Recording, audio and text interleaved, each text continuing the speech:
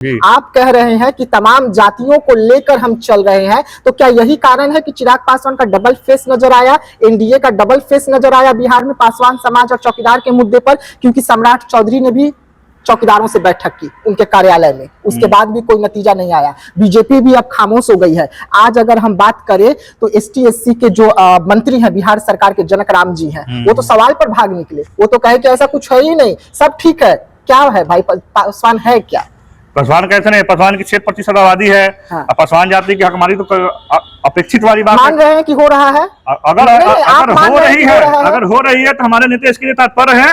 अरे कोई ना कोई रास्ता निकलेगा ही। नमस्कार, मैं विकास सिंह। देखिए, बिहार में नीतीश कुमार ने बड़ा खेला किया। ये खेला पासवान समाज के साथ हुआ, चिराग पासवान के साथ हुआ। चिराग पासवान लगातार नीतीश चाचा करते रह गए और नीतीश कुमार ने चिराग पासवान की औकात जो है वो बिहार में दिखा दी और जनरल वैकेंसी कर दी चौकीदारों के मुद्दे पर। चौकीदार वही चौकीदार जिनका अनशन को समाप्त करवाए थे अरुण भारती जी, दिल्ली से भागे भागे आए थे। जूस का गिलास था और सामने चौकीदार थे। चौकीदारों को जूस का गिलास देकर, जूस पिलाकर वादा हुआ था कि सब कुछ ठीक हो जाएगा, आप लोग घर जाइए, हम आपके साथ हैं। केंद्रीय मंत्री चिराग पासवान आपके साथ है। वैसे में चिराग पासवान एक बड़ा बयान दिए थे, वो बयान भी हम आपको सुनवाएंगे। चिराग पासवान ने मंच पर साफ तौर पे ऐलान किया था और यह ऐलान पटना में हुआ था, 5 सांसदों के बीच में हुआ था। और चिराग पासवान ने कहा था कि जो हमारे समाज की हकमारी करेगा,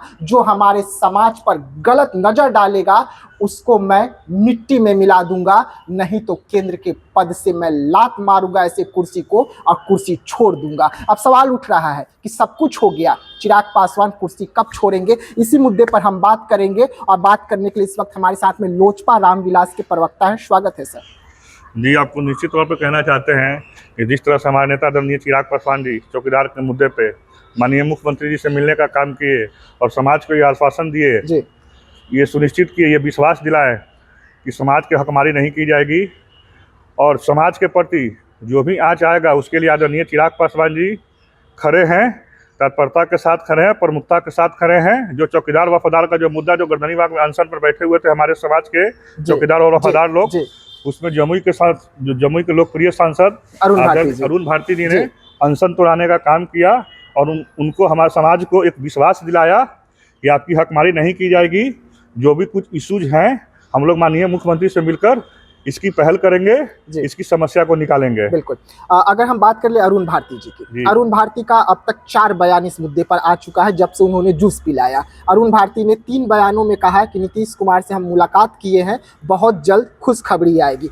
चौथा जब बयान आया तो उन्होंने कहा कि महाराष्ट्र में बात हो रहा है बिहार का चौकीदारों का। महाराष्ट्र में जब वहां पर सीएम शपथ ले रहे थे उस समय नीतीश कुमार और चिराग पासवान इस मुद्दे को लेकर डिस्कशन कर रहे थे, लेकिन डिस्कशन का असर क्या हुआ? चौकीदारों का तो वैकेंसी निकल गया, जनरल कोटे में आ गया वैकेंसी। आपके कहने की बात सही है, बिल्कुल सही है बोल रहे हैं, लेकिन पुनः इस पर विचार होगी। आदरणीय हमारे नेता आदरणीय चिराग पासवान जी पुनः पटना आएंगे और इस मुद्दे को लेकर प्रमुखता से माननीय मुख्यमंत्री जी के समकक्ष रखेंगे और कुछ न कुछ इसमें हल निकलेगा, कुछ न कुछ समीक्षाएं होगी इसमें। ये समाज को कभी भी हकमारी नहीं किया जाएगा। समाज के प्रति हमारे नेता आदरणीय चिराग पासवान जी एक मजबूत स्तंभ के पिलर की तरह खड़े हैं और आगे भी खड़े रहेंगे। नहीं, अगर हम बात कर ले बिहार के खास करके पासवान समाज की, तो पासवान समाज का मसीहा चिराग पासवान कहलाते हैं। चिराग पासवान समाज के सबसे बड़े नेता कहलाते हैं बिहार में और यही कारण रहा कि उन्हें 5 सीट भी यहाँ पर जीत दर्ज मिली। लेकिन 5 सीट जीत दर्ज होने के बाद में, मोदी करने के बाद में, नीतीश चचा करने के बाद में उन्हें क्या मिला? नीतीश कुमार ने तो उनकी औकात दिखाई ना बिहार में। देखिए, पहली बात तो बता दें तो चिराग पासवान जी किसी जाति के नेता नहीं, वो जमात के नेता है। नीतीश कुमार पर नहीं है। नीतीश कुमार शुरू से ही किसी एक जाति के नेता नहीं है, एक जमात के नेता है।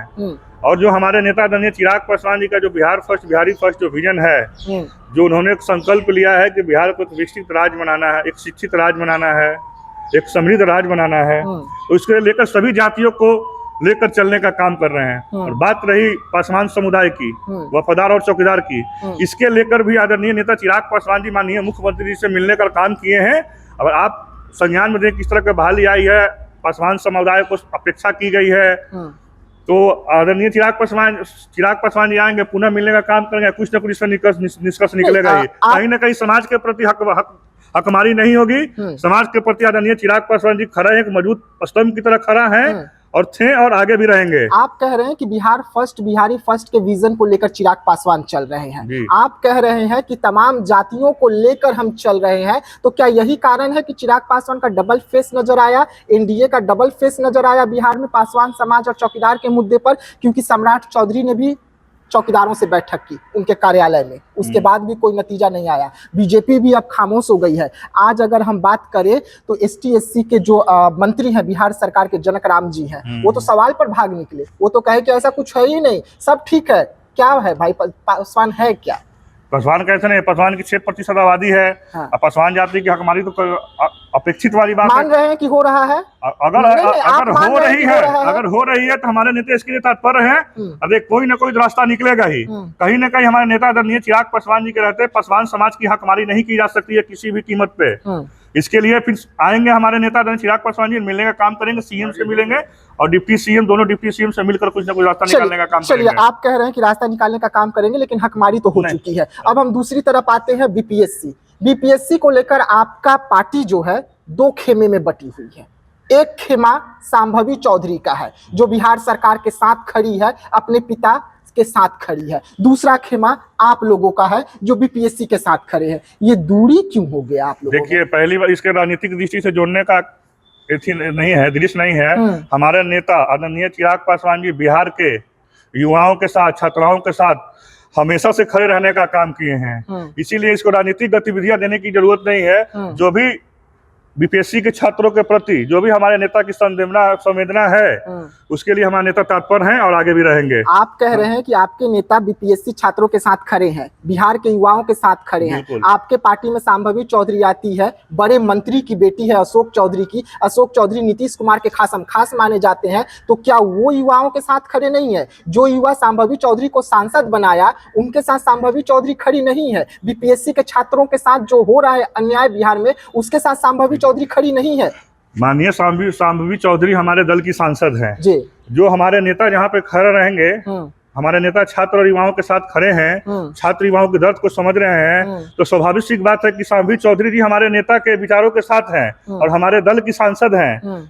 शांभवी चौधरी भी बिहार फर्स्ट और बिहारी फर्स्ट विजन के साथ हैं, तो इसमें कोई कतई कोई बखेरा वाली बात नहीं है, कोई किंतु परंतु वाली बात ही नहीं है। जहां हमारे नेता आदरणीय चिराग पासवान जी का सोच और विचार है, वहीं शांभवी चौधरी जी का सोच और विचार है। और बात रही अशोक चौधरी जी की, तो वो अब बिहार सरकार का मिनिस्टर हैं, जेडीयू के वरिष्ठ नेता है, बिहार सरकार में मिनिस्टर है, तो उनका क्या कहना नहीं कहना है उस पर हम लोग जाने का काम नहीं करते हैं। जो हमारे नेता आदरणीय चिराग पासवान जी का जो गाइडलाइंस है, जो उनके छात्रों के साथ जो उनका विचार विमर्श हुआ है, युवाओं के साथ विचार विमर्श हुआ है, तो कहीं नहीं बीपीएससी विद्यार्थियों के साथ हमारा नेता कल भी करे थे, आज भी करे और आगे भी करे रहने का काम करेंगे। आखिरी सवाल रहेगा आपसे, खबरें तो चल रही है कि अशोक चौधरी के कद के आगे, शांभवी चौधरी के कद के आगे चिराग पासवान का कद छोटा हो गया।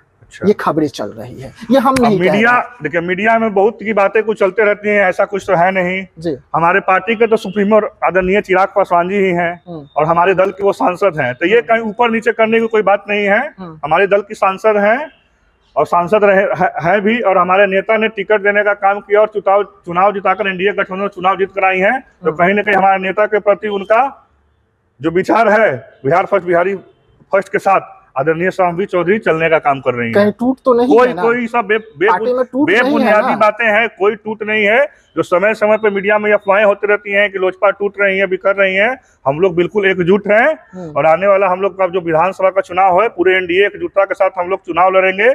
जो हम लोग का संकल्प है 2025 में 225 सीट जीतकर पुनः एनडीए के एक मजबूत सरकार बनाएंगे बिहार में।